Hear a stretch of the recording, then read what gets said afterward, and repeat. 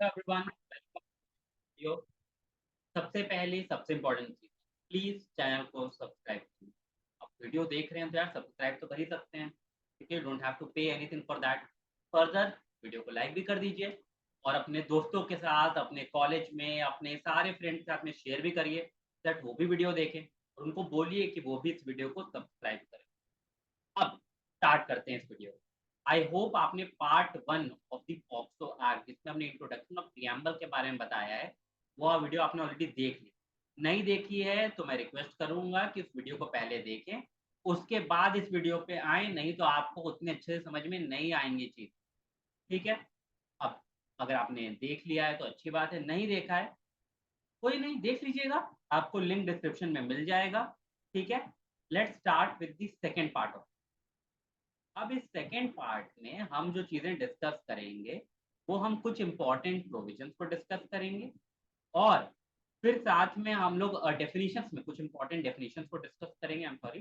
फिर हम लोग डिस्कस करेंगे अबाउट सेक्शन 3, 4, 5 एंड 6, ठीक है। Penetrative sexual assault, punishment, aggravated penetrative sexual assault, punishment और पेनिट्रेटिव सेक्सुअल असॉल्ट और एग्रीवेटेड पेनिट्रेटिव सेक्सुअल असॉल्ट में डिफरेंस क्या होता है, ये सारी चीजें हम लोग इस वीडियो में देखने वाले हैं, ठीक है। चलिए शुरू करते हैं। सबसे पहली चीज मैंने बोला था, कुछ इंपॉर्टेंट डेफिनेशन हम देखेंगे। सबसे पहला इंपॉर्टेंट डेफिनेशन, हमने चाइल्ड की डेफिनेशन पहले ही देख ली है सेक्शन 2D पिछले वीडियो में, ठीक है। 2DA, ठीक है। Child pornography means any visual depiction of sexually explicit conduct, ठीक है। any visual depiction, visual depiction होना जरूरी है, ऑडियो इज नॉट इनफ। अगर बस एक ऑडियो डिपिक्शन है, उसमें वीडियो नहीं है, तो वो नहीं चलेगा। There should be some visual depiction, ठीक है, of sexually explicit conduct involving a child. तो विजुअल कैसा, जिसमें एक चाइल्ड इन्वॉल्व है, ठीक है। Now this can also include a photograph, ठीक है। आप एक स्टिल फोटोग्राफ भी डाल दो पर वो विजुअल दिख रहा है, ठीक है, that is also good enough. Video, digital और कंप्यूटर जनरेटेड इमेज। अब कंप्यूटर जनरेटेड इमेज का मतलब क्या है? कंप्यूटर जनरेटेड का इमेज का मतलब ये है कि वो फोटो एक्चुअल नहीं है, पर उसने आपने उस फोटो को ऐसे बनाया है, ठीक है। एक्चुअली में कोई चाइल्ड उसमें इन्वॉल्व नहीं था, पर आपने कंप्यूटर के थ्रू में ऐसी एडिटिंग की कि लग रहा है कि कोई चाइल्ड एक सेक्सुअली एक्सप्लिसिट कंडक्ट में इन्वॉल्व है, ठीक है, which is indistinguishable from a actual child, ठीक है। जो कि एक एक्चुअल चाइल्ड से आप डिस्टिंग्विश नहीं कर पा रहे हो। आपको देख के लग रहा है कि यार ये असली बच्चा ही है, देख के नहीं समझ में आ रहा है कि कंप्यूटर जनरेटेड इमेज है, कार्टून नहीं है। आपको देख के, सामने वाले को देख के ये लग रहा है कि भाई असलियत में कुछ ऐसा हो रहा है, सामने वाले को देख के ये नहीं लग रहा है कि भाई ये कोई कार्टून है जो चल रही है, ठीक है। एंड इमेज क्रिएटेड, अडेप्टेड और modified but appear to depict a child, ठीक है। अगेन किसी ऐसी चीज को ऐसे डिपिक्ट कर देना, ऐसे चेंज कर देना कि भाई वो देख के तो यही लगे कि वो चाइल्ड है, या फिर कोई ऐसा इंप्रेशन क्रिएट करना कि लगे कि वो चाइल्ड है। जैसे कि दिस इज ऑल्सो पॉसिबिलिटी कि आपने किसी एक ऐसे अडल्ट मेंबर को लिया जो कि 18 से ऊपर की एज का है, आपने उससे ऐसे एक्ट करवाया, उसको वीडियो शूट किया, पर आपने एक्ट में उसको ऐसा रोल प्ले करने के लिए बोला कि तुम ऐसे प्ले करो जैसे तुम स्कूल में जाने वाले बच्चे हो। That is also covered under this provision, ठीक है। आई होप क्लियर होगा कि सेक्शन 2D क्या बोलता है अबाउट अ चाइल्ड पोर्नोग्राफी, ठीक है। अब now shared house hold, now this is also one of the most important definition में। आपको आगे पता चलेगा क्यों ये डेफिनेशन बहुत इंपॉर्टेंट। बाकी सारे डेफिनेशन लगभग आपको ये सब बाकी सारे यही है कि means as designated under section so and so, section so and so, वो तो हो जाएगा जब आप उस सेक्शन में जाएंगे। सेक्शन 2 के shared household means a household where the person charge with the offence, मतलब अक्यूज, ठीक है। एक ऐसा घर जहां पे अक्यूज आइदर लिव्स, मतलब या तो प्रेजेंट में रह रहा है, और has lived at any point of time. Now at any point, at any time का मतलब क्या है? जरूरी नहीं है कि जब ऑफेंस उसने किया उसी वक्त वो रह रहा हो सकता है उसके पहले वो रह रहा हो। That is also a possibility, that will also be covered under shared house hold in a domestic relationship with the child, ठीक है। वो इस तरीके से रह रहा है कि जैसे घर जैसा एक रिश्ता, ऐसे में वो रह रहा है। जरूरी नहीं है कि घर का प्रॉपर एक खून का रिश्ता होना चाहिए, ब्लड रिलेशन होना चाहिए, वो जरूरी नहीं है। इट इज जस्ट इम्पॉर्टेंट कि या तो प्रेजेंट में साथ में रह रहा हो या फिर किसी पॉइंट ऑफ टाइम पे वो साथ में रहता हो, जिससे कि ये लगे कि भाई घर जैसे रिश्ते थे between the victim and the accused. ठीक है, आई होप आपको ये डेफिनेशन क्लियर हुई होंगी। अब हम चलते हैं section 3, which is penetrative sexual assault. अब भाई पेनिट्रेटिव सेक्सुअल असॉल्ट हमें समझना पड़ेगा, पेनिट्रेटिव सेक्सुअल असॉल्ट क्या है, कि सेक्शन 3 इसके बारे में बात करें। अब आप याद रखिए, आपको आप साइड में ना आईपीसी की बेर एक्ट भी खोल लीजिए, सेक्शन 375 रेप। ठीक है, हम इसमें देखते चलेंगे कि कैसे ये डेफिनेशन रेप से काफी कुछ सिमिलर भी है और क्या क्या डिफरेंस है between the provision here and the provision of rape under section 375 of Indian penal code. ठीक है, penetrative sexual assault, a person is said to commit penetrative sexual assault if, ठीक है, a person is said to commit. अब जब आप IPC में under section 375 देखते हैं तो वहां पे वो अब पर्सन नहीं लिखा हुआ है, वहां पे लिखा हुआ a man is said to commit rape if he, ठीक है, man is said to commit rape, यहाँ पे लिखा है अ पर्सन। तो हमें पहली चीज क्या पता चली, पहली difference between section 3 of the POCSO act and section 375 of the Indian penal code. पहला डिफरेंस क्या है कि section 375 of Indian penal code के अंदर में अक्यूज सिर्फ और सिर्फ एक आदमी ही हो सकता है, सिर्फ और सिर्फ एक मेल मेंबर ही हो सकता है, पर पॉक्सो में ऐसा नहीं है। पॉक्सो में अक्यूज कोई भी हो सकता है, वो चाहे आदमी हो चाहे औरत हो, चाहे वो मेल हो या फीमेल हो, ठीक है, उससे फर्क नहीं पड़ता है। क्लियर है? आई होप समझ में आ गया होगा, पहला डिफरेंस आपको समझ में आया। फिर 3A क्या बोल रहा है, he penetrates his penis to any extent into the vagina, mouth, urethra or anus of a child or makes the child to do so with him or any other person। ठीक है, अब एक जो difference है, बाकी पूरा ये 3A same to same है एज सेक्शन 375 है। ठीक है, पेनिट्रेट्स हिज पेनिस, ठीक है, टू एनी एक्सटेंट, मतलब इवन टचेस देयर, ठीक है, दैट इज ऑल्सो इनफ।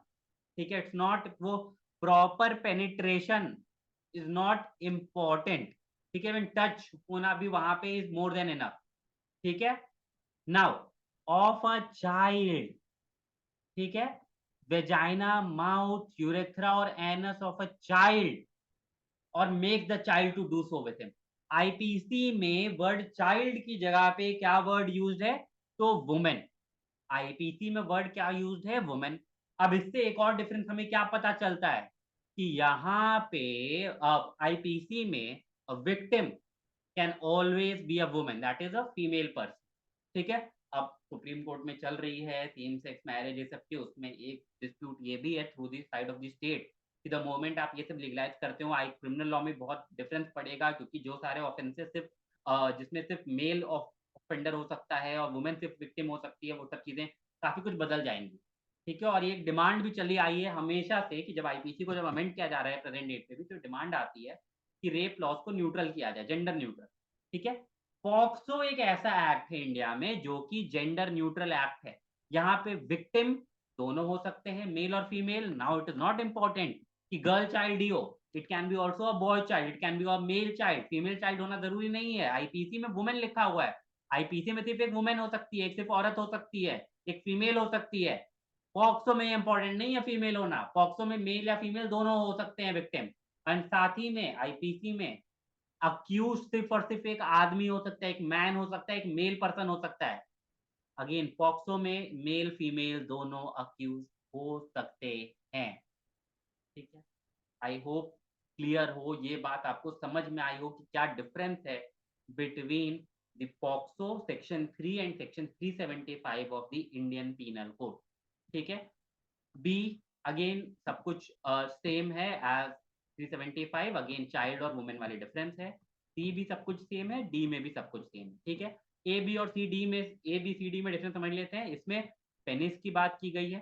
ठीक है, कि अगर पेनिस को किसी भी जगह पे इन वेजाइना, माउथ, यूरेथ्रा और एनस में इंसर्ट करता है, फिर चाइल्ड को बोलता है कि तुम ये चीज करो। या बी में क्या है, he inserts to any object of the body, now it can be any object of his body, his leg, his hands, his fingers, anything, ठीक है, वो बी में कवर्ड हो जाएगा, penis is not important. C में क्या आ जाता है, ठीक है, he manipulates any part of the child's body, मतलब बच्चे की खुद की बॉडी को वो ऐसे मैनिपुलेट कर रहा है कि बच्चे की बॉडी का कोई पार्ट उसके पेनिस के अंदर में, ठीक है, उसके पेनिस, पेनिस में penetration not possible, sorry, vagina के अंदर में, यूरेथ्रा, एनस और any part of the body उसके अंदर में चला जाए, तो वो खुद चाइल्ड की बॉडी को ऐसे मैनिपुलेट कर रहा है। और डी में वो अपना माउथ अप्लाई कर रहा है, ठीक है, अपना माउथ अप्लाई कर रहा है to the penis, vagina, anus, urethra of the child, ठीक है, क्लियर है। अब एक और जो बड़ा डिफरेंस आता है between section 375 and section 3 of the POCSO, section 375 में पहले तो आ गया आपने एक्ट क्या किया, फिर आ जाता है आपने किस सिचुएशन में वो एक्ट किया, circumstances falling under so and सो। अब उसमें firstly, secondly, thirdly, fourthly, fifthly करके 7 तरह की चीजें आ सकती हैं कि विदाउट कंसेंट, विल के अगेंस्ट में, ठीक है, will obtained by fraud, Indu influence, ये सारी चीजें आ जाती हैं। पर सेक्शन 3 में ये चीजें मैटर नहीं करती, चाहे किसी भी सिचुएशन में आपने ये चीज की हो, आप गिल्टी हो, ठीक है। अब इसी वजह से बहुत ज्यादा इंपॉर्टेंट हो जाता है, प्रेजेंटली आपने बहुत ज्यादा न्यूज में सुना होगा, एक बहुत डिस्प्यूट चल रहा है where two people were involve in a sexual relationship.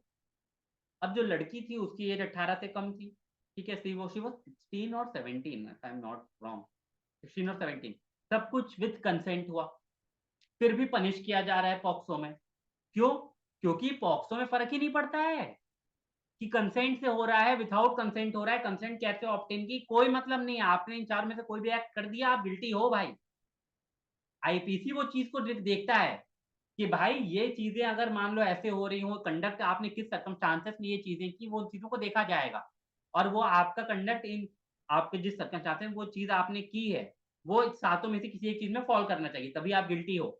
यहाँ पे वो 7 चीजें हैं ही नहीं, वो 7 चीजें हटा दी गई हैं, तो फर्क नहीं पड़ता है, आपने इन 4 में से कोई एक चीज की है, बस काफी है आपको गिल्टी होल्ड करने के लिए, ठीक है।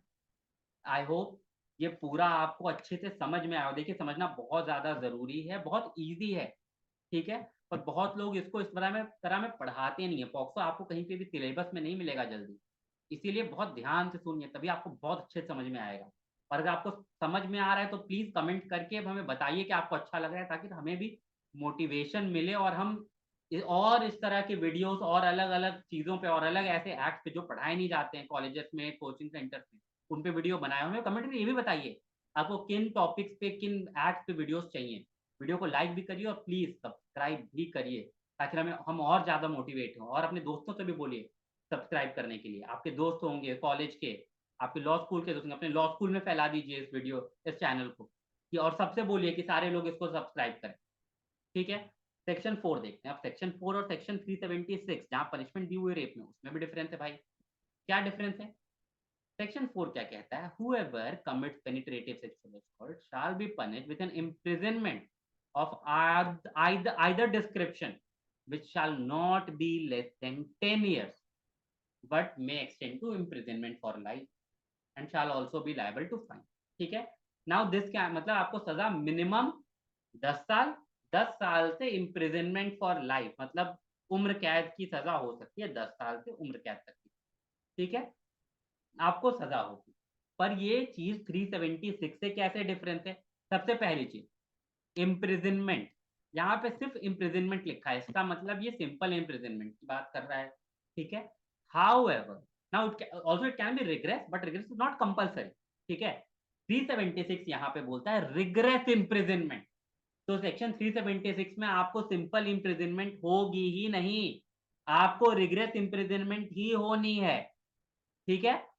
एक और डिफरेंस, जो यहाँ पे लिखा है 10 ईयर्स, वहां पे 10 ईयर्स नहीं है, वहां पे 7 ईयर्स है, ठीक है, वहां पे 7 ईयर्स। एक और अब आते हैं, जो नीचे वाली चीजें वो वहां पे नहीं है, ठीक है, जो क्लॉज 2 क्लॉज 3 है, तब वो वहां पे नहीं है। क्लॉज 2 क्या कहता है कि कोई भी ऐसा इंसान जो पेनिट्रेटिव सेक्सुअल असॉल्ट करता है किसी ऐसे बच्चे के अंगेज में जिसकी एज 16 साल से कम की है, ठीक है, तो 18 साल तक के लोग पॉक्सो में कवर होते हैं, तो मतलब 16 से 18 के बीच में जो जिसके साथ में आपने किया, तो आप 4(1) के अंदर कवर हो, पर आपने किसी ऐसे के साथ में किया जिसकी एज 16 साल से कम है, then you shall be liable for punishment. You will punish with imprisonment for a term which shall not be less than 20 years. 20 साल कम से कम, ठीक है, कम से कम 20 साल। अब 10 साल की बात नहीं रही कम से कम 20 साल, and can go up to imprisonment for life, उम्र कैद। और यहाँ पे इम्प्रिजनमेंट ऑफ लाइफ का क्लियर कट मतलब लिखा हुआ है, which shall mean imprisonment for remainder of natural life of that person। ठीक है, एक ट्रेंड हमने देखा है इंडिया में, क्या होता है, जजेस इम्प्रिजनमेंट फॉर लाइफ कह देते हैं, फिर उसके सेक्शन 57 58 आईपीसी सब में जाकर के बोला जाता है भाई 20 साल की सजा हुई है ये सब। तो जज कई बार लिखता है स्पेशली ऑर्डर में imprisonment for life which means natural life. यहाँ पे तो कंपलसरी है, लिखे चाहे ना लिखे जज, नेचुरल लाइफ ही है। ठीक है, फर्दर मोर फाइन की जब बात आती है तो फाइन जो भी लिया जाएगा वो इस हिसाब से लिया जाएगा कि जो विक्टिम है उसके सारे मेडिकल एक्सपेंसेस और रिहैबिलिटेशन दोनों के एक्सपेंसेस को मीट किया जा सके। क्लियर है? ये जो सेक्शन क्लॉज 2 और क्लॉज 3 है, ये दोनों आपको सेक्शन 376 आईपीसी में नहीं मिलेंगे। आई होप आपको ये पूरा समझ में आया हो कि सेक्शन 3 और 4 क्या बोलते हैं ऑफ द पॉक्सो एक्ट। समझ में आ रहा है? प्लीज अभी वीडियो को लाइक कर दीजिए। ठीक है, आगे देखते हैं। ठीक है, लाइक कर दो, देखते हैं। कर दिया? चलो आ जाओ भाई, सेक्शन 5। अब सेक्शन 5 बताता है about aggravated penetrative sexual assault. हमने अभी तक पेनिट्रेटिव सेक्सुअल असॉल्ट देखा, एग्रावेटेड फॉर्म उसका क्या होगा। ठीक है, अब एग्रेवेटेड फॉर्म में बाकी सारी चीजें तो सेम रहेंगी। ठीक है, आप कमिट तो पेनिट्रेटिव सेक्सुअल असॉल्ट ही हो रहा है, तो जो चीजें हमने ऊपर देखी थी वो सेम तो लेके चलनी ही है। बस हमें ये देखना है अक्यूज्ड अब कौन है। Accused matters here for to be charge in section 5। अगर आप पुलिस ऑफिसर हो, if you are a police officer and you have committed penetrative sexual assault, you are guilty under section 5। ठीक है, you are guilty under section 5 अगर police officer होते हुए penetrative sexual assault आपने किया। ठीक है, पर हाँ इसमें एक और चीज क्या दिखेगी कि आपने वो जब किया then it was within the limits of the police station और premise at which is appointed. ठीक है, मतलब जरूरी नहीं आपने पुलिस स्टेशन के अंदर किया, with in the limits of the police station. किसी पुलिस स्टेशन, कोई पुलिस स्टेशन का जो एरिया होता है वो डिफाइंड होता है कि भाई ये 5-6 गांव है, ये सारे इसी पुलिस स्टेशन के अंदर में आते हैं, आपने उस 5-6 में किसी भी गांव में कर दिया। ठीक है, आप गिल्टी हो। या फिर even premises eight which is appointed, मतलब कई बार पुलिस वालों को अपॉइंट किया जाता है कि भाई आप इस जगह की सुरक्षा करोगे, आप यहाँ के सिक्योरिटी ऑफिसर, आपने उस सिक्योरिटी ऑफिसर रहते हुए उसी प्रीमाइस में किसी के साथ में वैसा कर दिया, आपको सेक्शन 5 के अंदर में गिल्टी माना जाएगा। ठीक है, जरूरी नहीं है जो घर के अंदर रहता है आपने उसी के साथ में किया, किसी बाहर वाले के साथ में भी आपने किया, जरूरी नहीं है आपके एरिया में रिसाइड करने वाले किसी आदमी के साथ आपने किया, कोई बाहर रहता था आपने उसको ला करके अपने एरिया में किया है, you are guilty under section 5। Being the police officer should not do such act. ठीक है, next in the premises of the station house. ठीक है, जहां पे आप स्टे करते हो अपना स्टेशन हाउस, इसलिए लिखा कि कई बार स्टेशन हाउसेस बाहर भी होते हैं। ठीक है, beyond the territory of the police station, whether और not situated in the police station. ठीक है, इसीलिए पुलिस स्टेशन लिखा है यहाँ पे, तो विच इज अ पॉइंट। ठीक है, तो देयर इज अ पॉसिबिलिटी कि जैसे इवन यार एक पॉसिबिलिटी ये भी है, premise of any station house का मतलब एक ये भी है, मान लो आपकी पोस्टिंग थी दिल्ली में। ठीक है, दिल्ली का एक पर्टिकुलर जगह पे, मान लो ईस्ट दिल्ली में आपकी पोस्टिंग थी, वहां पे आप ट्रैवल कर रहे थे किसी काम से जोधपुर किसी जगह पे, आप वहां पे स्टेशन हाउस में रुके हुए थे, आपने वहां किसी बच्चे के साथ में ऐसा काम किया, आप गिल्टी हो फॉर एग्रेवेटेड पेनिट्रेटिव सेक्शन। ठीक है, next, in course of his duty और otherwise. Now this otherwise has a very wide ambit. आपने कोर्स ऑफ ड्यूटी में तो क्या है तो क्लियर ही है, पर आपने अदरवाइज भी किया, कोर्स ऑफ ड्यूटी में नहीं था फिर भी आपने किया। ठीक है, तभी भी आप गिल्टी हो, where he is known as और आइडेंटिफाइड एज अ पुलिस। किसी जगह पे आप ना ड्यूटी में हो, ना कोई ऐसा फंक्शन कर रहे थे, कुछ भी नहीं कर रहे थे, ना ही रिसाइड कर रहे थे, कुछ भी नहीं, बट सब लोग जानते हैं कि भाई आप पुलिस वाले हो, फिर भी आप अगर ऐसा काम करोगे आप सेक्शन 5 में गिल्टी होगे, ना कि सेक्शन 3 के अंदर। ठीक है, अब सेम जाता है आर्म्ड फोर्सेस। कोई भी पर्सन जो मेंबर है ऑफ आर्म्ड फोर्सेस और सिक्योरिटी फोर्स है, वो जब कमिट करता है पेनिट्रेटिव सेक्सुअल असॉल्ट, अगेन कहाँ पे, within the limits of the area to which the person is deployed, जहाँ पे आपकी डिप्लॉयमेंट की गई है उस एरिया पे। Areas under the command of the होते हैं, जहाँ पे कमांड के एरिया आते हैं, कैंट एरिया से सब होते हैं, in the course of duty और अदरवाइज, ठीक है, with the set person known और आइडेंटिटी, सेम चीज पिछली बार की तरह, ठीक है। नेक्स्ट, पब्लिक सर्वेंट होते हुए आपने ऐसा काम किया, ठीक है। अब ये सारी, अब देखिए सेक्शन CDEF, ये सब में लोकेशंस नहीं दी गई हैं, तो ये तब हो जाएगा कि भाई आपने कहीं पे भी कर दिया, बस आपने किया, पब्लिक सर्वेंट होते हुए आपने हरकत की, आप सेक्शन 5 में गिल्टी हो गए, ठीक है। मैनेजमेंट और on the staff of the jail, ठीक है, jail, remand house, protection home, observation home और अदर प्लेस ऑफ कस्टडी और केयर प्रोटेक्शन, ठीक है, जहां पे बच्चे के लिए रिलेटेड कुछ भी होता है। आप ये चीज देखिए कि जितने भी सब लोगों की बातें की गई है, सारी वो जगहें पे जहाँ पे, जिन पे बच्चा ट्रस्ट करता है, जिन लोगों को ये सर्विस ड्यूटी दी गई है कि एक ideal member of the society बन के रहें और ये बच्चों को प्रोटेक्ट करें, अगर आप ही ऐसे काम करोगे तो ऑब्वियसली आपके लिए सजा ज्यादा होनी ही चाहिए, ठीक है। नेक्स्ट, मैनेजमेंट और स्टाफ ऑफ हॉस्पिटल, ठीक है, प्राइवेट हो गवर्नमेंट हो फर्क नहीं पड़ता, ठीक है। Management staff of educational institution, religious institution, ठीक है, commits gang penetrative, this is the gang penetrative, gang rape जो कहते हैं, यहाँ पे gang penetrative sexual assault word mentioned है। इन सारे केसेस में ये पेनिट्रेटिव सेक्सुअल असॉल्ट ना रह करके एग्रवेटेड पेनिट्रेटिव सेक्सुअल असॉल्ट बन जाता है, ठीक है। एक्सप्लेनेशन भी देख लेते हैं। When a child is subjected to sexual assault by one or more person, gang sexual penetrative sexual assault बात करता है, of a group in furtherance of their common intention, each such person shall be deemed to have committed gang penetrative sexual assault, ठीक है, clear, ठीक है। आगे बढ़ते हैं भाई। H, using deadly weapon, fire, heated substance और कोर्सिव सब्सटेंस, आपने ये सब का यूज करके पेनिट्रेटिव सेक्सुअल असॉल्ट, आप फिर भी गिल्टी रहोगे, ठीक है। आपने ग्रीवियस हर्ट कॉज की या फिर कोई बॉडीली हार्म कॉज की और injury to the sexual organs of the child, ठीक है, तभी भी आप गिल्टी हो। नेक्स्ट, अब अभी तक हम अक्यूज ने कंडक्ट में और अक्यूज की पोजीशन पे उसके साथ देख रहे थे, अब बच्चा, आपने किसी ऐसे बच्चे के साथ में पेनिट्रेटिव सेक्सुअल असॉल्ट किया जो कि फिजिकली इनकैप्सिकेट्स द चाइल्ड, ठीक है, आपने इस तरीके से किया, ठीक है, कि वो फिजिकली उसको डैमेज हो गया यार, या फिर उसका मेंटल मेंटल हेल्थ खराब हो गई, ठीक है, या फिर उसको causes impairment of any kind, ठीक है, जिससे वो रेगुलर टास्क नहीं कर पा रहा हो टेम्पोरली या परमानेंटली, ठीक है। फीमेल चाइल्ड हो जाता है, जिससे जिससे फीमेल चाइल्ड प्रेग्नेंट हो जाए, ऐसे एक्ट भी एग्रीवेटेड में चले जाएंगे, ठीक है। HIV की बीमारी आपने दे दी बच्चे को, ये भी एग्रीवेटेड में हो जाएगा, या फिर कोई भी ऐसी लाइफ थ्रेटनिंग डिजीज, ठीक है, या फिर इन्फेक्शन, ठीक है, आपने ये सब दे दिया, और causes death of the child, आपकी वजह से बच्चे की डेथ ही हो गई भाई, तभी भी आप गिल्टी हो गए under aggravated penetrative sexual assault, ठीक है। नाउ केस मेंटल डिसेबिलिटी सब हो जाए बच्चे को, ठीक है, आप मोर देन वंस, आप एक बार से ज्यादा कर देते हो, ये एल में आ जाता है। आप 12 साल के बच्चे के नीचे के साथ में करते हो, एग्रेवेटेड ऑटोमेटिकली बन जाएगा, ठीक है। अब आप कोई ऐसे रिलेटिव हो थ्रू ब्लड और एडॉप्शन और मैरिज और गार्जियनशिप, ठीक है, या फिर फॉस्टर केयर में, तब आप ये हरकतें कर रहे हो। मैंने बताया ना, जिससे बच्चा सारा ट्रस्ट कर रहा है, वैसा कोई आदमी ये सब कर रहा है, ज्यादा सजा मिलेगी भाई, ठीक है।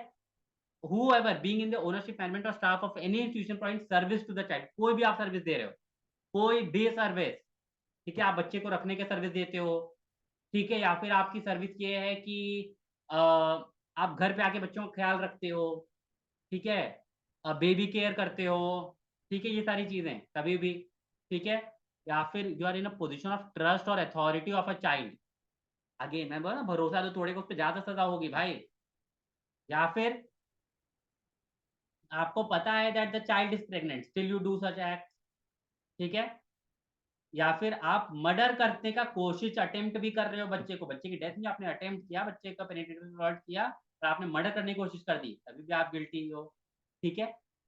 या फिर आपने कम्युनल और सेक्रेटेरियन वायलेंस और ड्यूरिंग एनी नेचुरल कैमेलिटी और सिमिलर सिचुएशन, आपने एडवर्स सिचुएशंस का फायदा उठाते हुए बच्चे को साथ ये सब हरकतें की, आप तब भी एग्रवेटेड पेनिट्रेटिव सेक्सुअल असॉल्ट के लिए गिल्टी हो गए, ठीक है। या फिर आप वो इंसान को पहले भी गिल्टी होल्ड किया जा चुका है, फिर भी आप दोबारा ये हरकतें कर रहे हो, ठीक है? आप बच्चे को स्ट्रिप कर रहे हो या फिर उसकी परेड करा रहे हो इन पब्लिक, तभी भी आपने एग्रेवेटेड पेनिट्रेटिव सेक्सुअल असॉल्ट किया है। आई होप ये पूरा क्लियर हो कि किन-किन सिचुएशंस में ये माना जाएगा कि आपने एग्रेवेटेड पेनिट्रेटिव सेक्सुअल असॉल्ट किया है। सेक्शन 6 देखते हैं, आखिरी सेक्शन आज के वीडियो के लिए, पनिशमेंट इसमें क्या है, ठीक है? Whoever commits aggravated penetrative sexual assault shall be punished with regress imprisonment। यहाँ पे regress imprisonment बताती है not less than 20 years, extend up to imprisonment for life which means natural life, ठीक है? एंड अगेन जो पैसे दिए जाएंगे, फाइन जो दिया जाएगा shall be reasonable for medical expenses and rehabilitation of it, ठीक है? तो ये पूरा चीज थी विथ रिगार्ड टू कि क्या पॉक्सो का सेक्शन 3, 4, 5, 6 बोलता है। आई होप आपको ये पूरा वीडियो बहुत अच्छी से समझ में आया हो। वीडियो समझ में आया तो प्लीज लाइक करिए, चैनल को सब्सक्राइब करिए, अपने दोस्तों के साथ, अपने लॉ स्कूल में, अपने क्लास के ग्रुप में, अपने कॉलेज ग्रुप में शेयर करिए, सबके साथ में सबको बोलिए कि सब्सक्राइब करिए चैनल को। कमेंट करके हमें एनकरेज करिए, बताइए आपको वीडियो कैसा लगा, और हमें ये भी बताइए आपको और किन एक्ट पे वीडियोस चाहिए। फर्दर मोर हम यही बोलेंगे कि प्लीज अपना ख्याल रखिए, ये ज़्यादा ज़्यादा अपने दोस्तों के साथ में भी शेयर करिए और लोगों के साथ में शेयर करिए, ताकि ज़्यादा ज़्यादा बच्चे जागरूक बने इन चीज़ों के बारे में। ये बहुत ज़्यादा। Thank you so much, see you in the next video.